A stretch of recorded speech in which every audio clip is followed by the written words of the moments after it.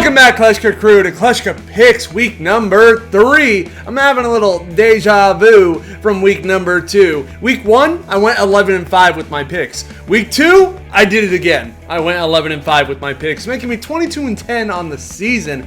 That is pretty good. And now let's get started with the Thursday game, which is the Panthers and the Texans. The Panthers have been surprising. They're undefeated right now. Not saying much, still 2 weeks in, so I'm not going to give them the full credit yet, but I am impressed so far. And we got the Texans, who will not have Tyrod Taylor. He got injured in last week's game, so without him, they're going to be starting a rookie quarterback, Davis Mills, I believe his name is. Let me look at my research right here really quick. Yes, Davis Mills. And I just see the Panthers winning this one. They've started hot to the season. The Texans are already facing a big injury problem with their quarterback, and we already know all the stuff that happened with Deshaun Watson in the offseason. So this week, I think the Panthers stay on that hot streak, and they beat the Texans 24-20. Chargers and Chiefs. The Chiefs lost last week to the Ravens. Lamar Jackson was finally able to beat his kryptonite, and they came up clutch at the end. The defense for the Ravens, Lamar Jackson being able to run down the time and secure the victory for Baltimore. And then you got the Chargers, who lost to the Cowboys on a game-winning field goal. And this week, these two division rivals face off against each other. I like the Chargers. They're young. They got a lot of talent. And they got Keenan Allen, a veteran, to teach all those young guys. So I like what they're putting together. But the Chiefs are so stacked offensively. Justin Herbert is good, but Patrick Mahomes is elite. So give me Patrick Mahomes and the Chiefs and that stacked team with that powerful offense. 33-27. Browns and Bears. The Browns got the win over the Texans last week, and the Bears, they got the win over the Bengals. A huge thanks to their defense getting them that victory. It was solid, but I just always feel like with the Bears, they're eventually going to go downhill as the season goes on. However, in this game, Justin Fields is set to make his first career start. Andy Dalton suffered a bit of an injury, so they're going to get him in there, and this could be his chance to win that starting job. The Browns, on the other end, I think they are a well put together team with offense and defense. They got Myles Garrett being the leader of the defense. They got that two-headed running back that can lead the offense with Nick Chubb and Kareem Hunt, and Baker Mayfield solid at quarterback. And that offense isn't even at full strength yet. They got to wait for some injuries to be healthy again. But this game, I think the defense of the Bears is not going to be able to stop that offense. I think all the weapons they have, I think those running backs are going to tear them apart. That two-headed monster is strong. And with Baker Mayfield able to be there for the passing game when they need it, I think that is going to triumph over the Bears defense. And like I said, I just always see the Bears going on a downhill.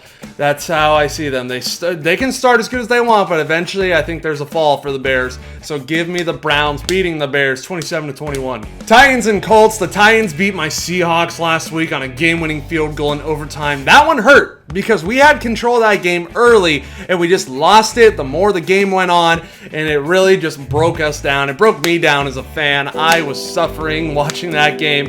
And the Colts, they were absolutely destroyed by the Rams. The Rams went off. Cooper Kupp went off against them. And this week, I don't think we're going to see any comeback from the Colts. I think the Titans, with the strength of Derrick Henry to carry that team, are going to run all over the Colts defense. I think the Titans, with all that offensive power, are going to have a pretty easy time here. So I think they will beat Indianapolis 34-23. The football team and the Bills. The football team beat the Giants on Thursday Night Football last week with, yet again, a game-winning field goal. There were a lot of those last week. And the Bills, they didn't need no game-winning field goal because they just took the Dolphins out of the ocean and let them suffer on land. They goose-egged them, that's right. Nothing was scored for the Dolphins last week. And their offense exploded 35 points, 35-0. The Bills' offense and defense was clicking. It could have also been that Tua Another thing that could have helped him out is the fact that Tua got hurt and he had to come out of the game. But either way, that Bills team was just all put together last week, and I think that's going to be the same thing this week. Yeah, the football team won last week, but it wasn't against the greatest opponent. They're pretty much on the same level, and that's mediocre. And this week, the Bills are not that. I think they're going to stay hot. I think Josh Allen and Stephon Diggs going to stay hot, just like the rest of that team. And I think this is going to be an easy one for the Bills, 30-17. Cardinals and Jaguars. The Cardinals got a win just barely over the Vikings. The Vikings had a chance to beat them, and they missed the game-winning field goal. Well, like I said, we're talking about a lot of game-winning field goals. And the Jaguars, Trevor Lawrence, still not able to get that first win as they lost to the Broncos. Kyler Murray has been insane, running around all over the football field, making the plays no matter how far he has to go, no matter how far he has to throw the ball. He is always a threat. He doesn't get tired. You can't run him out of energy. He is going to make the play no matter how long you are going to chase him. And I think this week I think he can take it easy this week against the Jaguars. I don't think he'll have to be doing a lot of running around. I don't think he'll have a lot of pressure. I think this will be the most relaxed week he's had so far, and the offense thrive off it. DeAndre Hopkins, AJ Green, everybody is going to have a great time here. I think Kyler's going out there gun slinging and getting that offense hot against the Jaguars. I see them staying cold, and I think this is a big week for Arizona and Kyler Murray. I think that Arizona wins 35-13. The Saints and the Patriots. The Patriots had a great win over the Jets last week. Their defense absolutely made Zach Wilson look embarrassing, constantly intercepting that man. And then what happened with the Saints? Started off so good week one against the Packers. Jameis Winston lighting the world on fire, and then he went all the way to the bottom of the ocean, freezing cold, and came back to the real Jameis Winston that we all know from 2019. This week, I think the Patriots defense, when they're going to face a quarterback that is going to struggle, that has turnover problems, Bill Belichick has the mindset and the power and the knowledge to absolutely make you feel terrible, and I think he's going to do that here against Jameis Winston. Coming off a week where he definitely did not feel good, I think he's going to get that treatment again. Bill Belichick always has a game plan, so he's got a game plan for not just Jameis, he's got a game plan for Kamara, he's got a game plan for everybody that could be a threat, and I think that is why the Patriots are going to win this game 24-17. Ravens and Lions. The Lions lost to the Packers last week, and they actually made it an interesting game at the beginning, and then as the game went on, the Packers pulled ahead, and the Lions could not keep up. You think a jungle cat would be able to keep up, but no, not the Lions. Then you got the Ravens, who were in a boom punch and then a punch back right there with the Chiefs, back and forth, taking it all the way to the end. The suspense was great, and the Ravens pulled out the victory. Like I said, the defense finished it in the end for them. Same with Lamar Jackson. And this week, I don't think they're going to have to worry. I think they're going to be able to relax a little bit more. The Lions are not the heavy threat that the Chiefs are. So this week, I think Lamar Jackson does his thing, uses his legs, and it'll be pretty simple for him. I think he'll beat the Lions along with his teammates. Ravens beat the Lions 33-24. Yeah, it is that hot in this room that I'm using this freaking fan to cool myself off. Anyways, the next game we have is the Steelers and the Bengals. Bengals lost to the Bears last week. Steelers lost to the Raiders last week. And this week, I think the Steelers turn it around. I don't think the Bengals got the firepower to compete with the Steelers. They got good weapons for receivers. Najee Harris is looking like a good pick in the draft for the Steelers as their running back. And I bet he's just going to get better as the season goes on. And I know the defense can be better for the Steelers. I think we all do. And I think this week it'll be a close game, but I think in the end Pittsburgh pulls it off and they beat the Bengals 27-24. Falcons and Giants. The Falcons lost to the Buccaneers last week and they looked absolutely horrific. The Buccaneers defense tore them apart. They got some pick sixes and they are looking very disappointing, but their opponent is also looking very disappointing. Saquon Barkley has not yet returned to form, first year off his injury, waiting to see if he will reach that form once again, but who knows. Great opportunity for him to turn it around against the Falcons. Defense, not the best. offense really struggles. So these two disappointing opponents facing each other, I think the Giants have a good chance to get on track here, to turn around from last week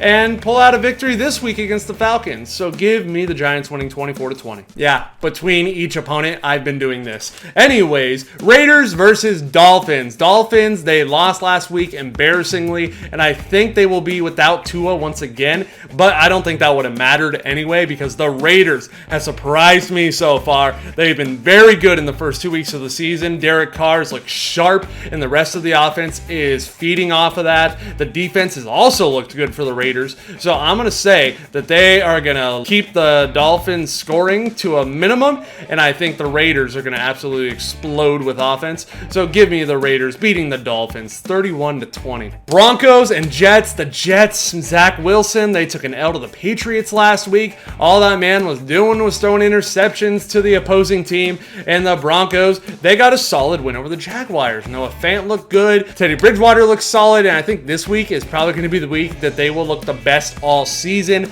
The Jets last week they were horrendous. No excuse. And the Broncos, like I said, it looks like they're playing pretty solid. They haven't really faced elite opponents yet, but this week I think it's going to be an easy win for them. I think the Broncos win 23-10. Rams and Buccaneers. The Buccaneers got a win last week over the Falcons, and they had a pretty easy time doing that. And the Rams also had a pretty easy time beating the Colts. They went off offensively, especially Cooper Kupp. Are Matthew Stafford and Cooper Kupp slowly working their way up the ranks? Is one of the top wide receivers and quarterback duos, and this has potential to not only be game of the week, but maybe game of the year if it lives up to what I think it could be in my head, which would be an offensive shootout. I've learned to never count out Tom Brady, but I think this offense of the Rams is one of the best in the league so far. Matthew Stafford just seems like he was the missing piece, honestly. Defense is definitely solid enough for the Rams, especially when you got a top defender, top lineman like Aaron Donald. It's going to rush Tom Brady.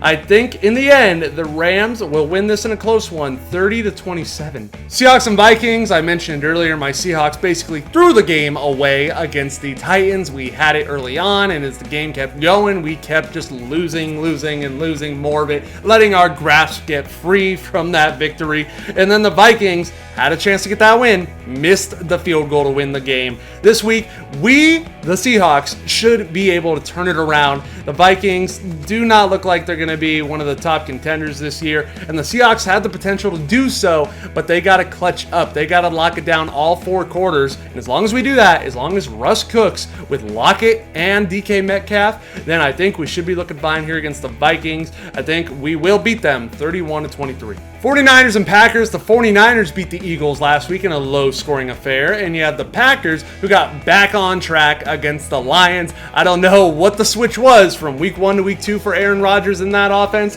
but they figured it out, and they went off. Aaron Jones had a huge game. Aaron Rodgers found his way once again, so maybe he isn't secretly destroying the Packers from the inside. But this week should be a good game. The 49ers, they are not looking as good as they have the past couple years, but I still think they are a pretty good threat within football. And the Packers, I mean, dude, if they are on the right track, not making any missteps, making sure Aaron Rodgers is still that elite quarterback with the weapons he has, Aaron Jones and Devontae Adams, I don't see how they get stopped by the 49ers. I think the Packers beat them 27-20. Eagles and Cowboys. The Eagles took an L to the 49ers last week, and the Cowboys beat the Chargers with a game-winning field goal. The Cowboys are silencing some of their haters. Zeke is looking strong once again. Dak is looking very strong coming back from his injury, and they got a two-headed monster now at that running back position. Zeke is good, but Tony Pollard is also stepping up. And this week, I think that is going to be the case. I think that offense is going to keep rolling, especially against the Eagles. I think the Cowboys are going to show them, put them in their place, and get the victory 27-17. Well, if you made it to the end of this Kleschka Picks, everybody, I want you to comment down below your top performer from last week. Was it Cooper Kupp, Aaron Jones, Derrick Henry? All of those men had great weeks, and I'm excited for another week of football to come. Like the video, subscribe, tell your mom, your dad, your grandma, your pets, friend, your brother, sister, your aunt, your uncle, everybody you know to subscribe if they haven't already. I would appreciate it so much. I got this, you got this, we all got this. All right, bye.